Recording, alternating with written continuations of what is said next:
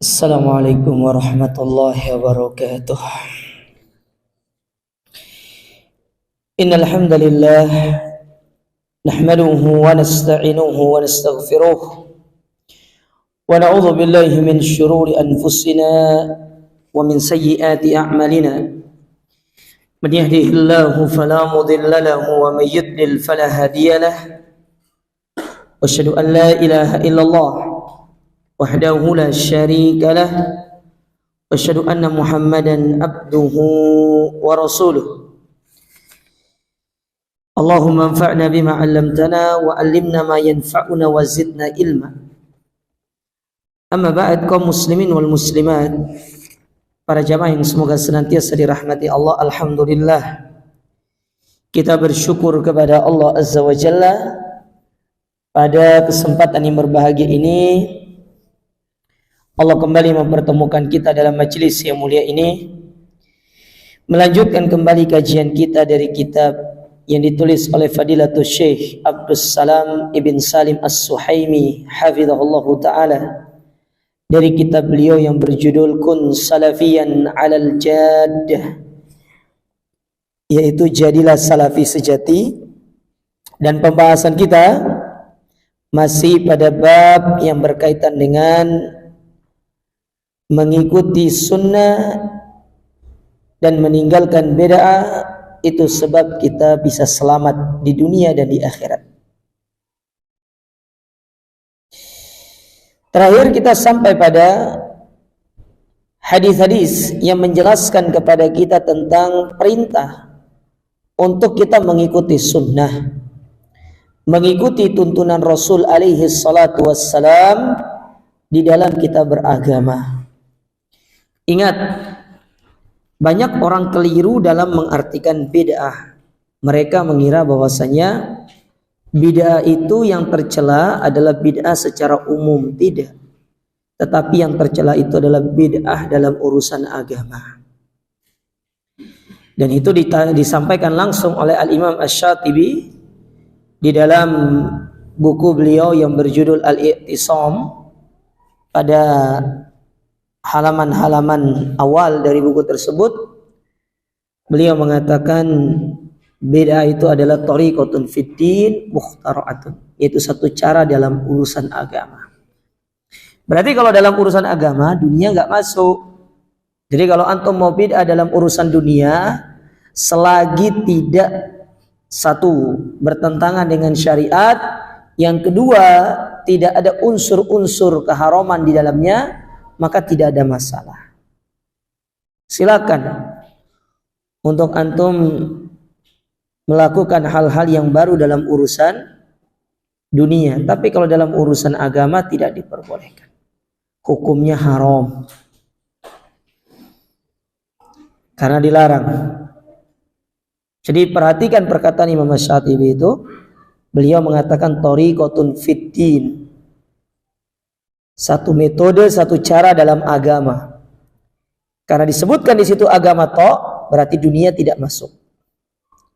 Jadi kalau antum misalkan saya ingin buat jalan baru nih dari Keputih langsung bandara, itu bid'ah, tapi tidak masalah karena urusan dunia, ya.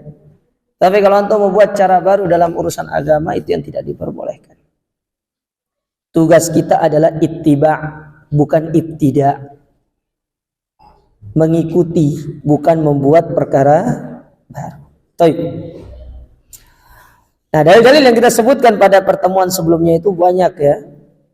Di antaranya kayak hadis Irbad bin Sariyah, kemudian juga hadis yang diriwayatkan oleh Al-Imam Abu Daud, di mana Nabi mengatakan taraktu fikum ma in tamassaktum bihi lan tadillu ba'di. Aku tinggalkan bagi kalian satu perkara yang kalau kalian berpegang teguh kalian tidak akan sesat.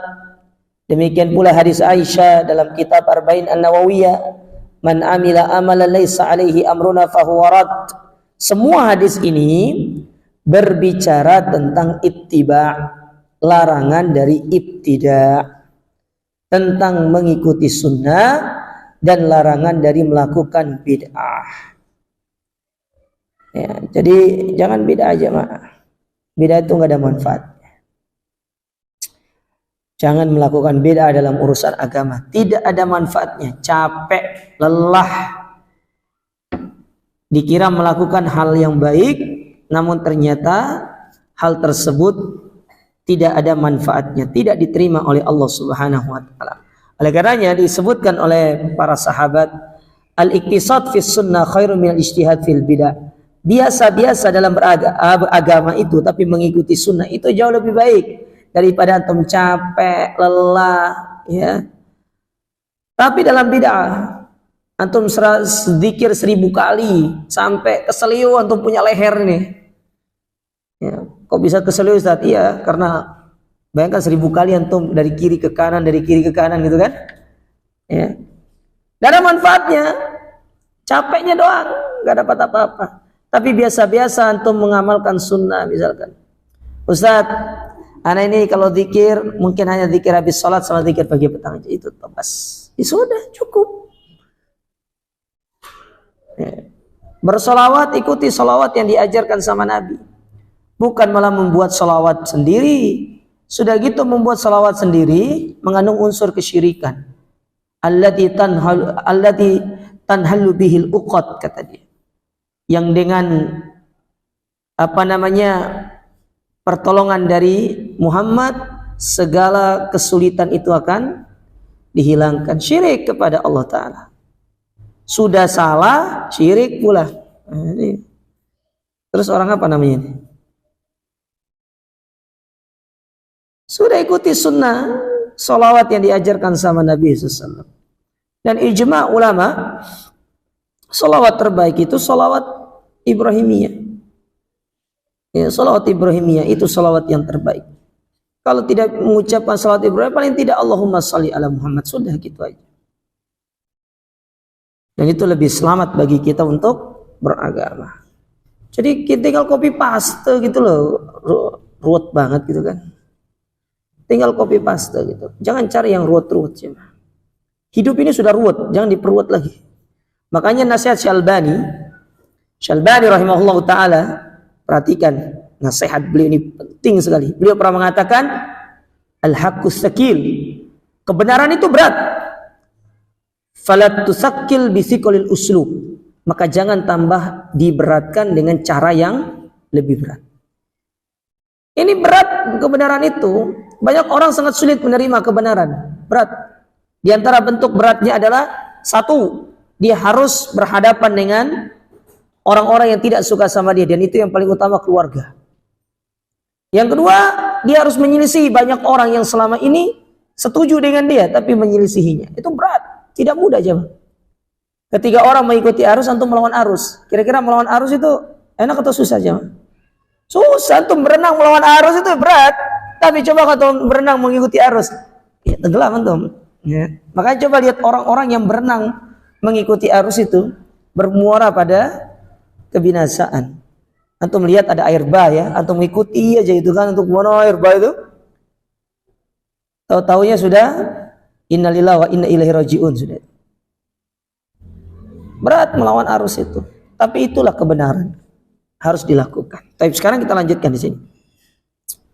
Dikatakan di sini di halaman 61 ya. Wa naha 'anit tafarruq wa bayyana khuturatahu 'alal ummah. Dan Nabi SAW melarang kita dari berpecah belah dan menjelaskan bahaya dari perpecahan tersebut atas umat. Bahaya berpecah belah itu berbahaya. Namun ada yang lebih berbahaya daripada berpecah belah. Bersatu di atas kesesatan itu lebih berbahaya lagi. Bersatu di atas kesesatan itu lebih berbahaya lagi. Waliyatahaqqaqa hadzal amr faqad umirna bitahakum ila kitabillahi fil usul wal furu'. Maka untuk bisa merealisasikan hal ini, yaitu kita bersatu di atas kebenaran, makanya kita dianjurkan untuk menjadikan Al-Quran dan Sunnah sebagai hakim kita. Jadi kalau kita punya masalah yang kita perselisihkan, Allah sudah katakan cara keluarnya, cara keluar dari masalah tersebut. Dalam surat An-Nisa ayat 59 kalau nggak salah ya. Ayat 59 posisi sebelah kiri bawah. Coba lihat benar tuh. Asal nebak sebenarnya. Kalau nggak salah sebenarnya coba.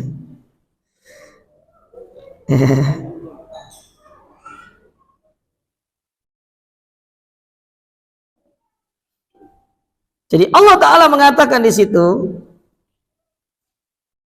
fa in tanaza'tum fi syai'. Coba lihat. Fa in tanaza'tum fi syai'. Kalau kalian itu tanazu itu saling bersilang pendapat, berselisih pendapat. Dan kita tidak bisa pungkiri jemaah. Kita pasti akan yang namanya bersilang pendapat. Baik itu dalam urusan dunia, apalagi dalam urusan agama. Pasti itu, nggak ada yang tidak. Nggak usah kita katakan antara hubungan kita dengan orang lah. Antum dengan istri antum sudah berapa kali bersilang pendapat? Ujung-ujungnya pasti antum yang mengalah jadi suami. Betul atau tidak? Betul ibu-ibu? Pasti suaminya mengalah ya? Itu contoh suami yang baik itu. Ya. Bukan suami yang baik, suami nggak mau capek ribut, itu aja sudah. Ya. Gitu aja.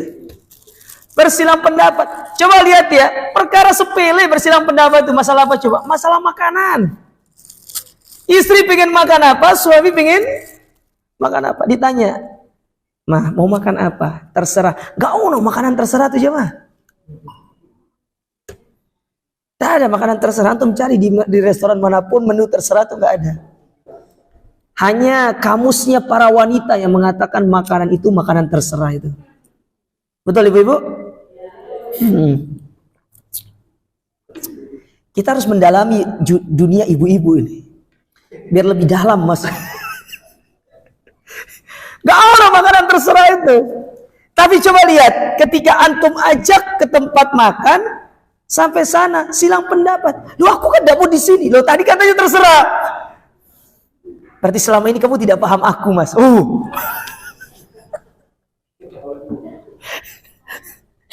Itu dia. Maka ini pelajaran bagi yang jomblo-jomblo yang mau menikah, tolong persiapkan mental Anda. Ya. Karena ingat ya, emak-emak itu ras terkuat di dunia ini ya. Anda tidak akan bisa mengalahkannya. Lihat tuh, antum hidup satu atap tapi antum bisa berbeda pendapat. Sekarang gimana antum tidak hidup dalam satu atap, antum hanya ketemu mungkin beberapa kali. Wajar terjadi perbedaan pendapat. Apalagi di dalam urusan agama. Cuma ada bab dalam urusan agama itu, kita nggak boleh berbeda pendapat, harus bersatu. Dan ada bab-bab yang memang nggak apa-apa untuk berselisih pendapat. Contoh, dalam masalah usul, pokok agama, itu nggak boleh ada perselisihan. Karena pokok agama itu sesuatu yang tidak boleh diperselisihkan. Paham sampai di sini? Kita kasih contoh. Mana pokok agama? Meyakini Allah itu ada. Dengan zatnya, ada wujudnya. Sudah. Adapun bentuk wujud seperti apa, tidak perlu dipikirkan itu. Itu kita yakini. Sama dengan kewajiban sholat 5 waktu, hukumnya wajib. Itu pokok. Tidak boleh antum perselisihkan. Oh, nggak wajib. Nah ini menyelisih pokok namanya. Tapi dalam masalah furu boleh berbeda pendapat. Ustadz, mana contoh furu dalam sholat itu? Ketika pelaksanaannya. Itu furu namanya. Tapi kalau kewajiban sholat, sepakat semua orang itu mengatakan, wah, antum lihat imam-imam yang 4 itu. Kita tok sing ribut, imam yang 4 mengatakan wajib semuanya. Nah yang boleh berbeda pendapat itu nanti. Satu, apakah basmalah itu bagian dari Al-Fatihah atau tidak? Apakah dia dijaharkan atau disirkan? Nah itu dia. Perbedaannya di situ. Itu bab yang boleh antum berselisih. Tapi kalau kewajiban sholat, sepakat orang sholat itu wajib. Ya. Kalau ada yang mengatakan sholat 5 waktu tidak wajib, ini menyelisih pokok, maka dia dikatakan bisa keluar dari Islam. Paham sampai di sini? Jadi perbedaan masalah pokok menyebabkan orang bisa keluar dari Islam. Adapun perbedaan dalam masalah furu, ini masalah yang bisa ditoleransi. Tinggal lihat hujahnya, dalilnya, siapa yang lebih kuat. Kalau ternyata dalilnya sama-sama kuat, maka menghargai perbedaan itu sangat dianjurkan. Jadi perlu diingat ya, seseorang itu tidak dikeluarkan dari Ahlus Sunnah kalau terjadi perbedaan furu. Tapi kalau terjadi kesalahan dalam masalah pokok, itu pun tidak semerta-merta dikeluarkan dari Ahlus Sunnah. Ada bab-babnya, ada poin-poinnya. Kalau katakan ada checklistnya dulu, baru bisa kita katakan dia keluar dari Ahlus Sunnah. Ya. Ada ustadz nih, diundang kajian di tempat ahlul bidah. Dia kajian loh ini. Bukan mendengarkan kajian, dia kajian. Langsung kata, oh itu tuh ustadz bidah. Kenapa? Kok dia mau ngisi kajian di tempat ahlul bidah? Nah kalau menyampaikan kebenaran emang nggak boleh? Ya boleh lah. Emang dakwah ini antum harus sampaikan di masjid sunnah saja? Tidak. Kalau ada kesempatan menyampaikan di tempat yang masjid itu masjid yang isinya kebid'ahan, isinya kesyirikan, kenapa tidak antum tidak sampaikan? Sampaikan. Yang penting tetap kokoh di atas kebenaran. Urusan mereka nanti nggak suka, terserah dia. Siapa suruh ngundang juga kan? Siapa suruh ngundang? Itu dia. Iya kan? Siapa suruh ngundang? Sudah tahu nih, fulan ala sunnah. Fulan ini ustadz sunnah. Diundang. Akhirnya dia sampaikan apa adanya. Lalu dia marah. Ya salah kalian. Kenapa ngundang? Tapi tidak harus disampaikan. Karena kewajiban kita. Dan tidak lalu tidak dikatakan, oh dia kumpul sama ahlul bidah. Perhatikan bab yang dikatakan dengan, antum harus paham ya, bab namanya mujalah satu ahlil ahwa itu harus ngerti babnya seperti apa. Nggak bisa kemudian antum melihat ada orang nih ya, loh ada ustadz itu, dia ngopi sama ahlul bidah. Siapa tahu ahlul bidah itu dia mau konsultasi, pingin keluar dari bid'ahnya, kita nggak ngerti. Nggak paham. Harus ngerti dulu babnya. Nggak boleh kemudian langsung, oh ini ustadz bid'ah itu jadinya itu. Langsung dicap yang kumpul sama ahlul bidah dikatakan nih. Nggak seperti itu. Harus tahu dulu. Namun ada ya, kondisi-kondisi seseorang itu memang dia itu tidak boleh kemudian semerta-merta dia berkumpul dengan ahlul bidah ataupun ahlul ahwa. Karena akan ada dampaknya. Sebisa mungkin menjauhkan diri kita dari mereka. Nah, jadi kalau kita boleh misalkan ya, kita boleh pecah misalkan gini. Kalau antum diundang untuk kajian tidak ada masalah. Tapi kemudian kalau antum jadikan itu sebagai teman, itu ya nggak boleh. Menjadikan dia teman karib sehingga antum tidak bisa amar ma'ruf nahi mungkar, itu tidak boleh. Tapi kalau antum diundang pengajian, antum ngisi di situ supaya antum menyampaikan kebenaran, ahlan wa sahlan. Tapi kalau kemudian itu menjadi teman kumpul antum, teman duduk antum setiap hari sama dia, ini yang tidak diperbolehkan dalam syariat. Paham ya? Tidak diperbolehkan masalah. Jadi pahami. Ada kisah dulu tuh Syekh Abdul Razak diundang ke Afrika. Ternyata tempat diundang ini isinya orang-orang sufi. Kalau tidak salah itu ceritanya itu ya. Saya dengar juga cerita ini diceritakan sama beberapa asatidzah. Diundang. Terus Syekh Abdul Razak datang hadir. Akhirnya beliau ketika sampai di sana menyampaikan muhadharah, yang disampaikan itu tentang masalah zikir, tetapi diisi dengan disusupi dengan masalah tauhid kepada Allah Ta'ala. Mereka sebelumnya itu skeptik, mereka itu Syekh Abdul Razak ini, wah Syekh Wahabi ini begini, orangnya pasti begini. Ternyata tidak. Apa yang terjadi? Kata para asatidzah yang undang, yang asatidzah yang menceritakan Syekh Abdul Razak akhirnya sering diundang, dan tempat tersebut yang tadinya kebanyakan khurafat sufi akhirnya dengan izin Allah Ta'ala menjadi kajian sunnah. Jadi kajian sunnah, subhanallah. Ya, kalau ada kesempatan tidak ada masalah gitu. Tidak ada masalah untuk kita sampaikan. Tapi yang nggak boleh misalkan kalau kita akhirnya kumpul, duduk bersama mereka, menjadikan mereka teman karib, itu yang nggak boleh. Karena teman karib itu harus diambil dari ahlus sunnah.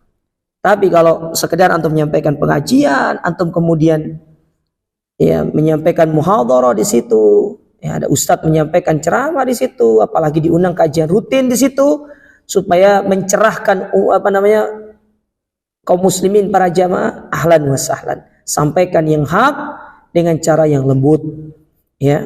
Dan itu ada babnya sendiri. Antum kalau baca Al-Mu'taqadus Sahih yang ditulis oleh Syekh Abdul Salam Barjas Alu Abdul Karim, itu dibawakan pada buku yang bab yang terakhir dari buku itu. Antum lihat aja dalam buku tersebut ada dibawakan oleh Syekh Abdul Salam Ibn Barjas Ali Abdul Karim dalam bukunya itu. Itu bagus, pembahasannya bagus. Baik. Wa nuhina an kulli sababin yuaddi ila tafarruq, dan kita dilarang dari segala sebab yang bisa membawa kita kepada perpecahan.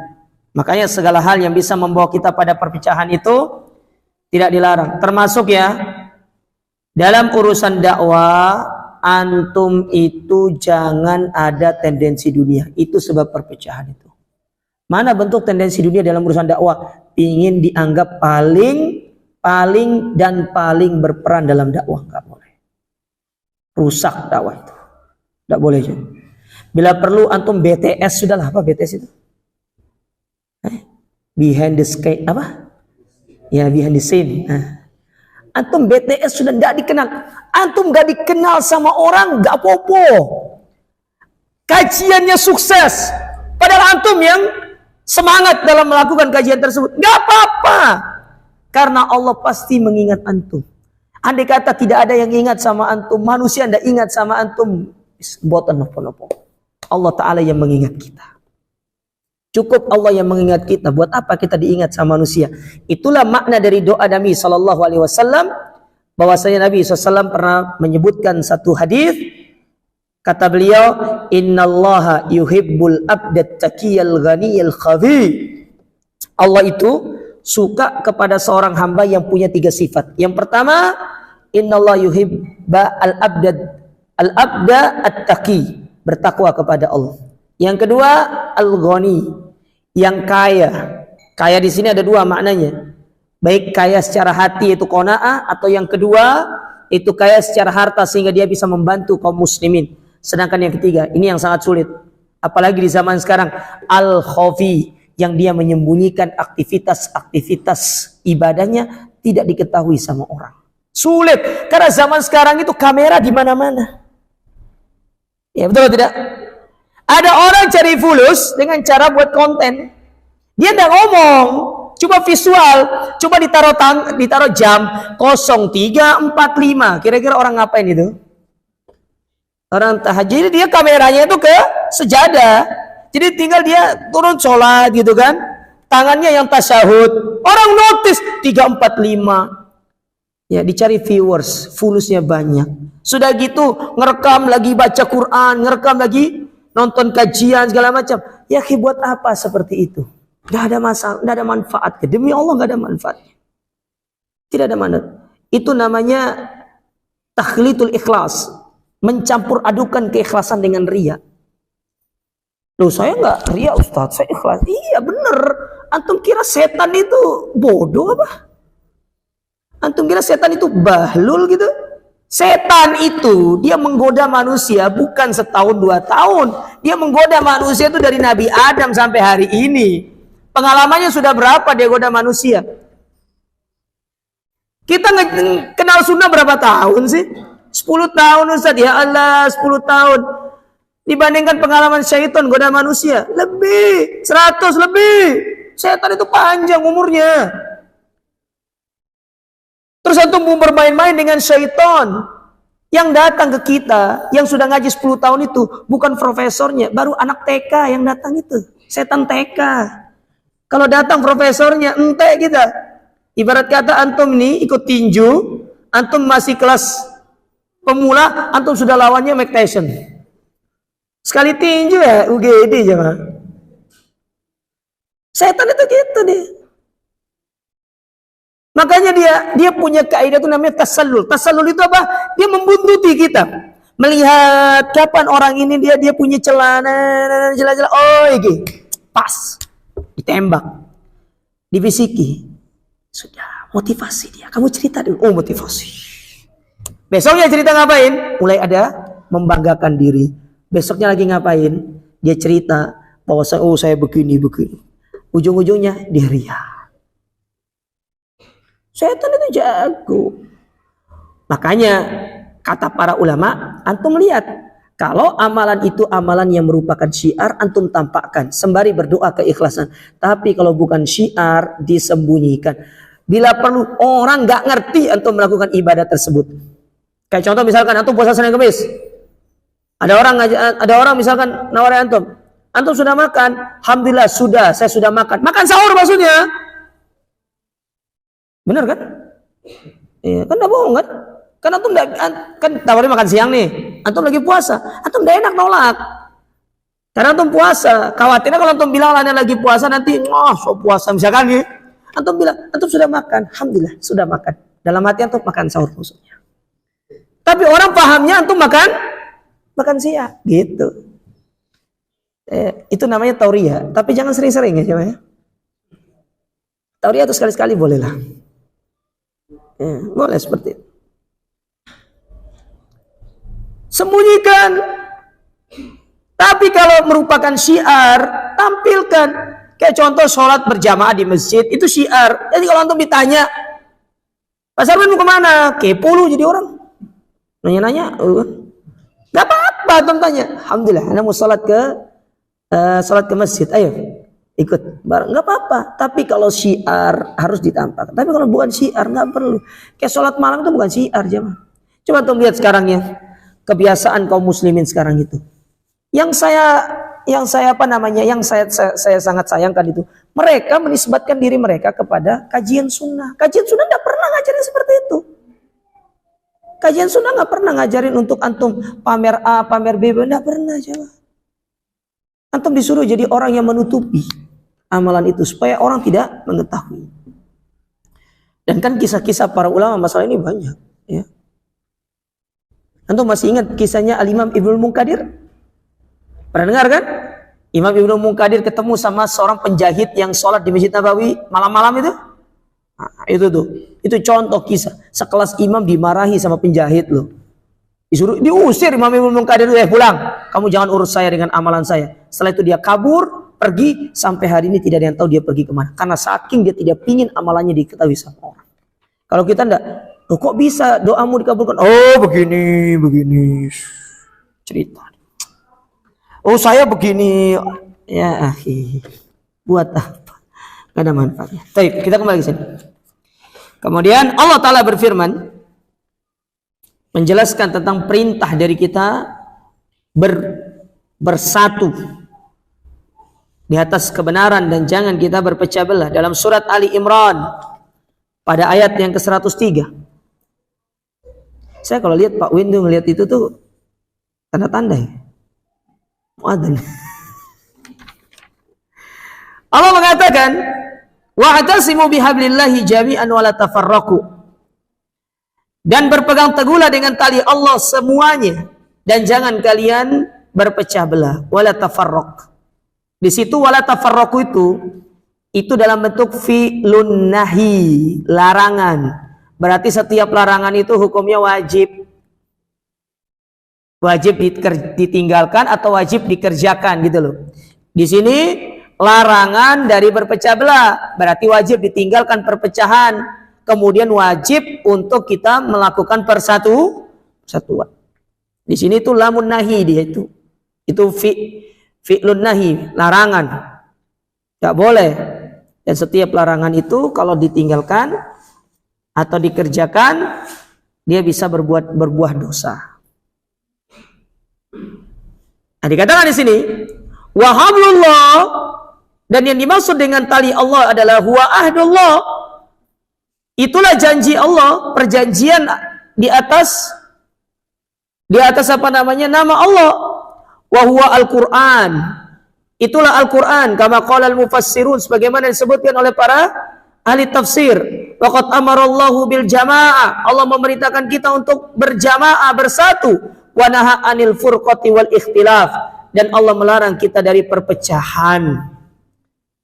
Ya, Allah larang kita dari perpecahan. Allah larang kita dari yang namanya perbedaan pendapat yang menjadikan kita akhirnya bercerai-berai. Dilarang sama Allah Ta'ala.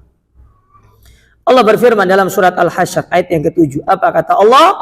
Wa ma atakumur rasulu fakhudhu wa ma nahakum anhu fantahu. Apa yang diperintahkan kepada kalian oleh Rasul ikuti, dan apa yang kalian dilarang darinya maka tinggalkan. Rasul nyuruh kita bersatu. Rasul menyuruh kita untuk berpegang teguh dengan Al-Quran dan Sunnah. Maka tinggalkan perpecahan, tinggalkan yang namanya menyelisihi Sunnah. Oleh karenanya Nabi SAW pernah mengatakan apa? Innallaha yardolakum salas wa yakrahu lakum salas. Allah itu cinta kepada kalian 3 hal dan membenci kepada kalian dari 3 hal. Yang pertama, Allah menyukai kita untuk bersatu berpegang teguh di atas Al-Quran dan Sunnah. Ya. Yang kedua, kita diperintahkan untuk taat kepada penguasa. Dan yang ketiga, kita diperintahkan untuk berjamaah. Itu yang Allah cintai. Saya ulang tadi, Allah mencintai kepada kalian 3 hal. Nah, yang pertama itu ya ada sedikit kesalahan, yaitu Allah suka kepada kalian untuk bertauhid. Yang pertama. Yang kedua, Allah suka kepada kalian untuk bersatu di atas Al-Quran dan Sunnah. Ya. Allah suka kepada kalian dalam hal tersebut. Kemudian yang ketiga, ya, Allah suka kepada kalian untuk tidak berpecah belah. Allah suka kepada hal tersebut. Karena inilah yang menguatkan kaum muslimin. Syirik itu merusak kaum muslimin. Demikian pula bid'ah dan perpecahan itu merusak kaum muslimin. Makanya kalau masih ada kesyirikan di tengah umat ini, tidak akan pernah umat ini bisa berjaya. Tidak akan bisa berjaya. Harus hilangkan kesyirikan. Makanya kenapa kemudian Allah menyuruh Nabi berdakwah tauhid selama 13 tahun, baru kemudian berjihad. Jangan sampai ketika berjihad ada unsur kesyirikan. Karena itu yang mengalahkan. Makanya coba lihat, ketika Nabi mendapati ada sebagian sahabat yang baru masuk Islam, ya, kemudian mereka mengatakan kepada Nabi SAW, ya Rasulullah, ij'al lana dhata anwat kama lahum dhata anwat. Jadikanlah bagi kami tempat menggantungkan senjata supaya sakti sebagaimana mereka punya. Seperti itu Nabi katakan Allahu Akbar. Ya, kalau kita kan ada sekarang mandikan keris, ya, apalagi tuh mandikan keris, kendaraan dimandikan kembang 7 rupa. Antum ngapain mandikan kendaraan kembang 7 rupa gitu? Antum pingin kendaraannya kawin gitu? Ya. Nggak ada kayak gitu. Syirik sama Allah. Ya. Zaman sudah modern seperti ini, jemaah. Ya, masih percaya kayak gitu-gitu. Itu menunjukkan pola beragama kita masih ketinggalan. Masih ketinggalan sekali. Baik. Lalu kemudian kata Nabi SAW, wa yakrahu lakum salas. Allah benci kepada kalian dari 3 hal. 1, Allah nggak suka kalian itu kila waqol. Jari ini itu loh. Jari ini kiai ku ini. Oh enggak, agama itu bukan qala fulan, bukan qala fulan. Agama itu qala Allah, qala Rasul. Kalau kita misalkan tidak memahami dalil, baru kita melihat kepada ijma' para ulama, bukan kepada pendapat individu. Kalau misalkan pendapat satu orang itu keliru, jangan ikuti pendapat yang mayoritas. Atau sadar gak sih jamaah? Terutama saya lihat beberapa jamaah-jamaah yang dulu ya, yang sepuh-sepuh dulu itu. Pola-pola mereka beragama itu. Ini orang salaf loh ini, salaf loh. Mereka itu sebagian tak lihat. Kalau sudah Ustadz A yang ngomong itu kayak wahyu yang turun dari langit gitu loh. Loh, jari ini Ustadz itu bisa salah ya akhi. Jangankan Ustadz, sahabat aja bisa salah istimbatnya, betul atau tidak? Apalagi Ustadz. Saya dapat itu. Loh, katanya Ustadz A bilang begini. Ustadz itu tuh kadang-kadang bisa jadi pemahaman dia mungkin keliru dalam masalah hal tersebut. Jadi dia bukan sebagai patokan dalil. Ya, subhanallah. Terus apa pertanyaan ya? Apa bedanya? Kalau kita ngomong seperti itu, apa bedanya kita sama model ngaji kita yang dulu, yang kita bilang kata kiaiku begini. Cuma bedanya antum merubah kalimat kiai dengan kalimat ustadz, itu aja bedanya. Tapi pola beragama antum sama. Cuma casingnya toh yang beda. Harus dirubah pola seperti ini tuh. Makanya materi manhaj itu menjadikan pola seperti itu tuh dihilangkan supaya kita itu fanatik kepada dalil, bukan fanatik kepada satu ustadz. Contoh antum bertanya sama saya, antum harus bertanya pula kepada ustadz yang lain biar antum memiliki gambar. Bisa jadi apa yang saya sampaikan itu masih kurang pas. Ada ustadz yang lain yang mungkin secara ilmu lebih di atas kami. Bisa jadi beliau punya pandangan yang lebih luas dengan segudang pengalaman, dengan segudang ilmu yang dia miliki. Makanya bertanya itu jangan satu ustadz, bisa bila perlu 3 ustadz bertanya itu, biar ada padanannya gitu. Biar ada padanannya. Nah ini jemaah sekalian, saya dapati itu, waduh, mak-mak terutama ini ahlu fanatik ya. Woi bu, jangan fanatik ya. Berat ibu-ibu nih. Ya. Berat. Akhirnya ustadznya karena takut tidak diundang sama emak-emak itu ya, sudah ngikuti apa seleranya emak-emak. Repot lagi. Subhanallah. Baik. Kila waqol, nggak boleh, itu yang pertama. Yang kedua, idwatul mal, buang-buang harta. Sedangkan yang ketiga, yang dilarang oleh Allah Ta'ala itu adalah kasratus su'al, banyak nanya, bahkan nanya hal-hal yang gak penting. Ustadz, iya, Nabi Adam pas waktu menikah, saksinya siapa?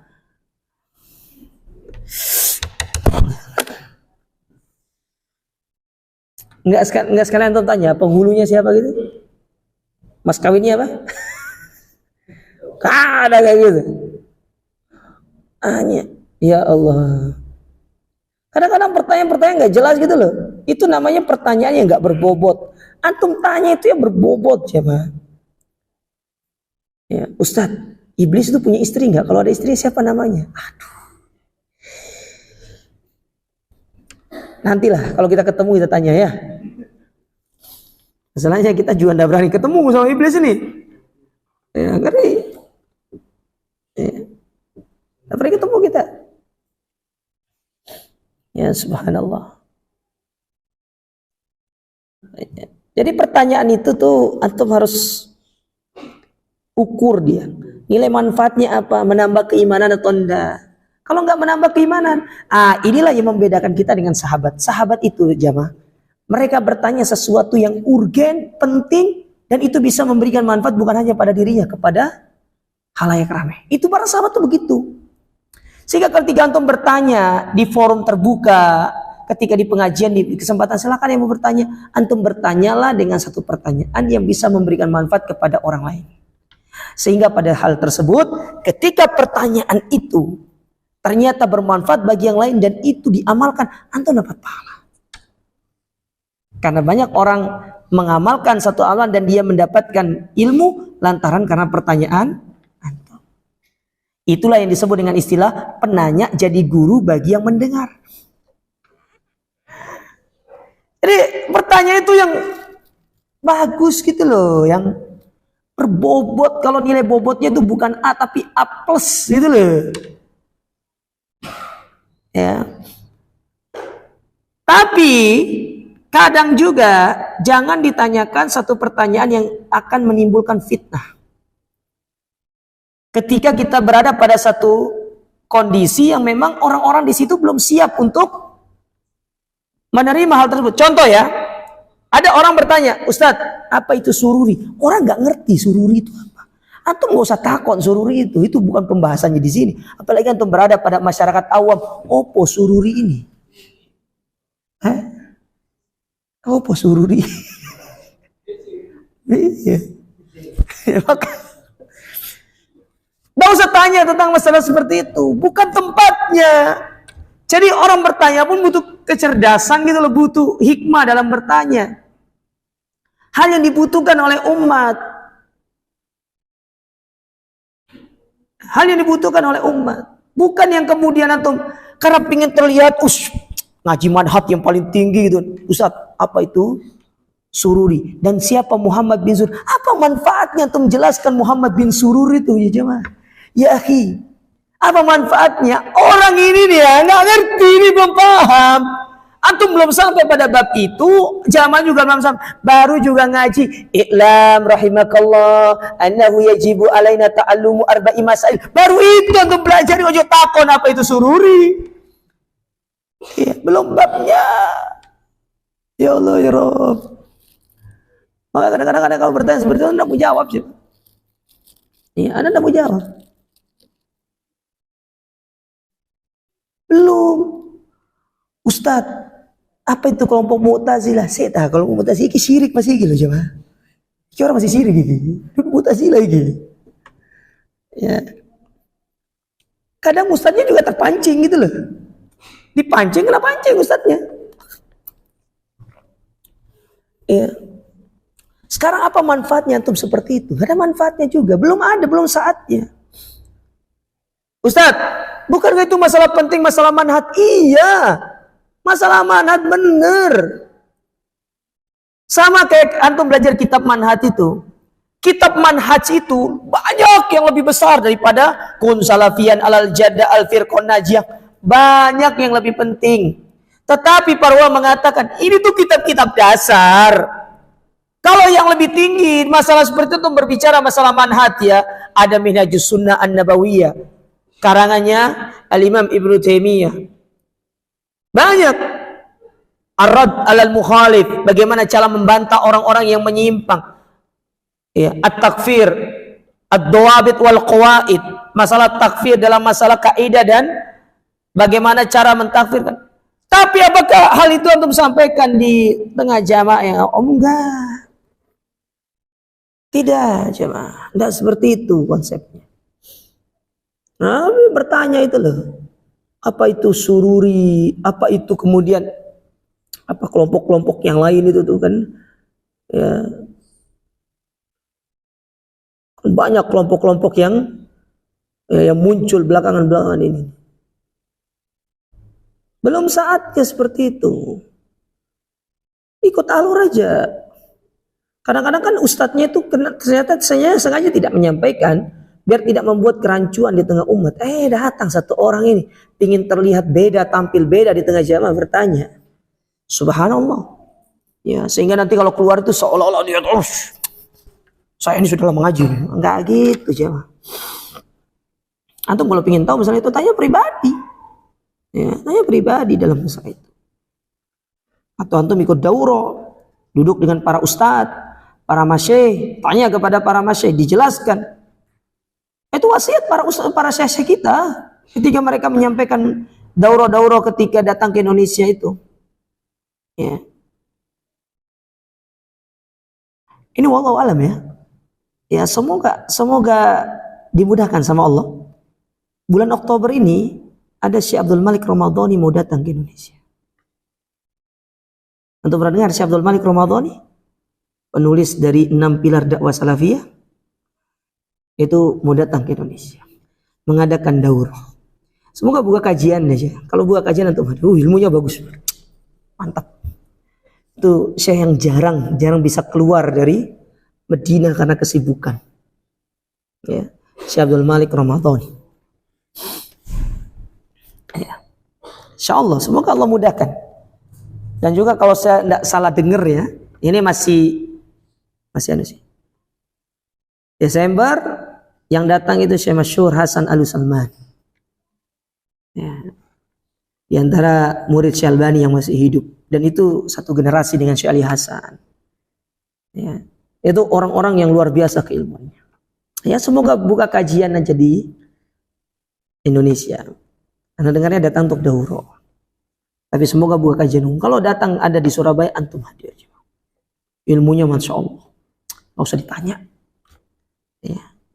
Nggak usah ditanya. Baik, kita lanjut. Wa hadza syamilun li usuluddin. Maka ini termasuk ke dalam pokok agama. Ya. Atau ini mencakup pokok agama wa furu'ihi adz-dzahir wal batin. Demikian pula cabang-cabangnya baik yang zahir ataupun yang batin. Wa inna ma ja'a bihi ar-rusul yata'ayyanu 'alal ibad al-akhdhu bihi wa ittiba. Maka apa yang Nabi datang dengannya kita dianjurkan untuk mengikuti.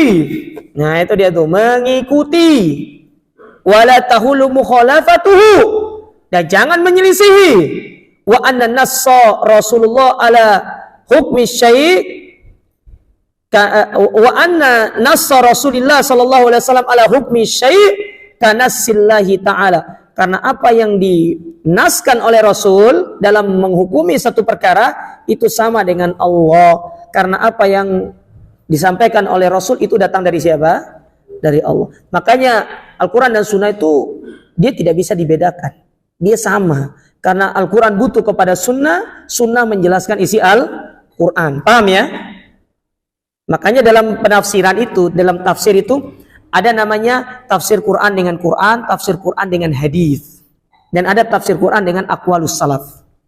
Itu jenis penafsiran. Dan ada yang keempat, tafsir Quran dengan bahasa Arab. Jadi 4 jenis tafsir itu.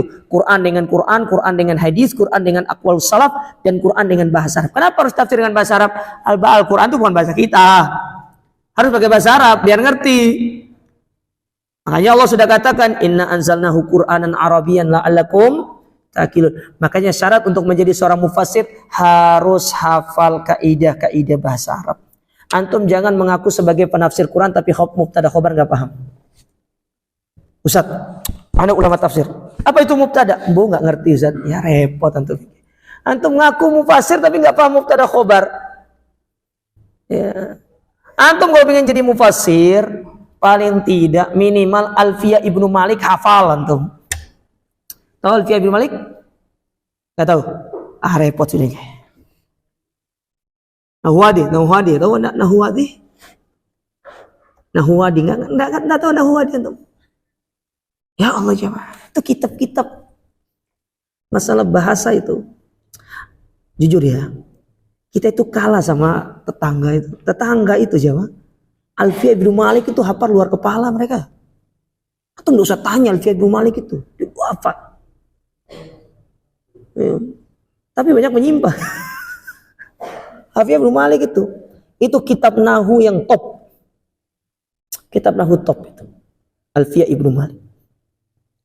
Baik, kita juga sedikit. La rukhsata li ahadin fi tarki. Tidak boleh seorang meninggalkannya. Wala yajuzu taqdimu qawli ahadin ala qawlillah. Dan tidak boleh kita mendahulukan ucapan orang daripada ucapan Allah. Qala Allah Ta'ala, Allah berfirman dalam surat Al-Anfal ayat 20, ya ayyuhalladzina amanu ati'ullah wa rasulah. Wahai orang-orang beriman, taatlah kepada Allah dan Rasulnya. Wala tatawallau anhum wa antum tasma'un. Jangan kalian berpaling dan kalian mendengarkan ayat-ayat Allah. Orang berpaling dari kebenaran ini tanda keburukan, tanda kebinasaan. Ya, tanda kebinasaan. Sebagian para ulama menafsirkan firman Allah Ta'ala, wa idza quri'al Qur'anu fastami'u lahu wa ansit. Apabila kalian mendengarkan Al-Quran dibacakan maka dengarlah dengan seksama. Ada yang mengatakan dari penafsiran itu maksudnya dengarlah dengan seksama kebenaran yang disampaikan lalu praktekkan dalam kehidupan. Ada yang menyampaikan demikian. Makanya kenapa dilarang kita untuk berpaling kalau ayat-ayat Al-Quran itu disampaikan kepada kita. Karena ini merupakan tanda kesombongan kita berpaling dari agama Allah Subhanahu wa Ta'ala. Sudah habis? Pas jamaah. Tapi para jamaah sekalian, ini yang bisa kita sampaikan pada kesempatan yang berbahagia ini. Insyaallah kita lanjutkan kembali pada pertemuan berikutnya.